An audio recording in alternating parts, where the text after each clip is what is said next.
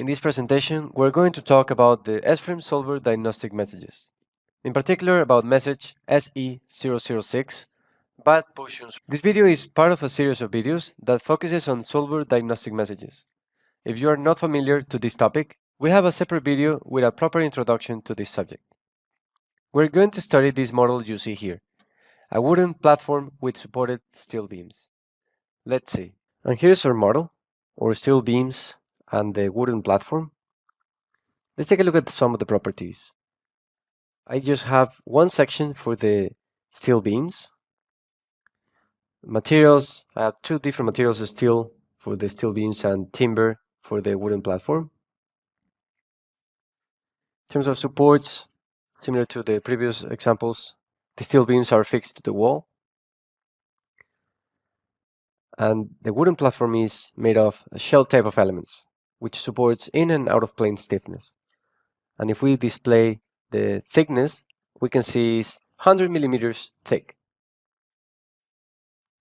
Now move to the loads window. I see I've defined the same three load cases as previous examples: vertical, horizontal, and self-weight.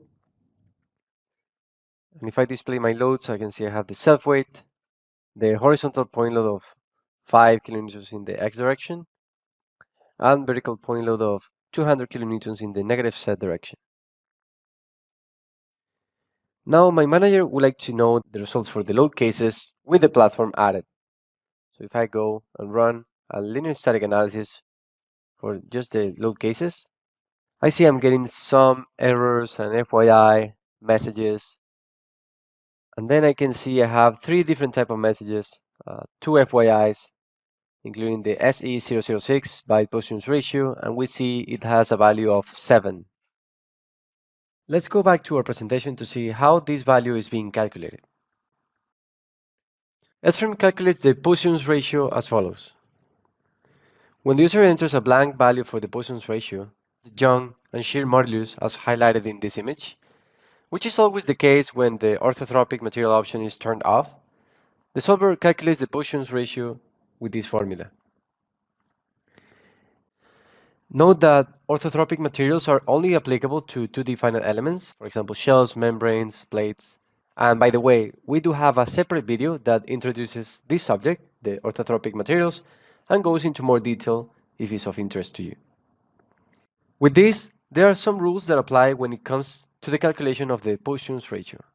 The solver doesn't allow the Poisson's ratio to be a negative value, as it follows that the Young modulus must be at least twice the value of the shear modulus. If the calculated Poisson's ratio exceeds 0.5, then the solver issues an FYI message, SE006, same as the one we saw in the example. And as you may know, a ratio of 0.5 is representative of materials that are 100% incompressible.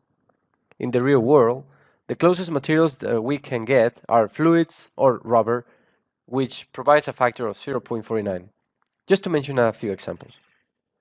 And in order to avoid this FYI, the user must ensure the Young's modulus is less than 3 times the shear modulus. So what's the solution for the material we want to use? In some cases, the user may define a material that is out of the range of the rules mentioned above. For example, the default timber material, which is assigned to a 2D finite element. This ratio will far exceed this limit, as we witnessed in our example, providing a Poisson's ratio of 7. For this reason, it is required to enable the orthotropic properties of the materials and define the Poisson's ratio explicitly. At this point, we know why we are getting a bad Poisson's ratio message. What about the other two messages? SE071 says element matrix cannot be condensed. Basically, it couldn't really form the stiffness matrix for the elements, hence issuing another FYI message, SL001. And you can see a full description of these messages in the online resources. So if I open that document and just do a quick search about the message, I see a full description saying that implies that the system matrix is negative definite. Because of this, non-positive pivot needs to be found and addressed before a solution can be obtained, and pay particular attention to any other diagnostic messages such as FYI warnings or errors that you may have received, as these messages can often contribute to the ill conditioning of the model. I'm just going to follow the suggestion of the description, focusing on the first FYI message we see, the bad Poisson's ratio. I just hit on any key on our keyboard to go back into our model. For this case, since I'm using a timber material, I should define the Poisson ratio by myself. Since this video is not focused on the orthotropic materials, we're just going to change some of the properties of this material, just to try and get rid of the message. So if we see the material, we have a Young modulus of 5,800 newtons over millimeter square, and a shear modulus of 362.5.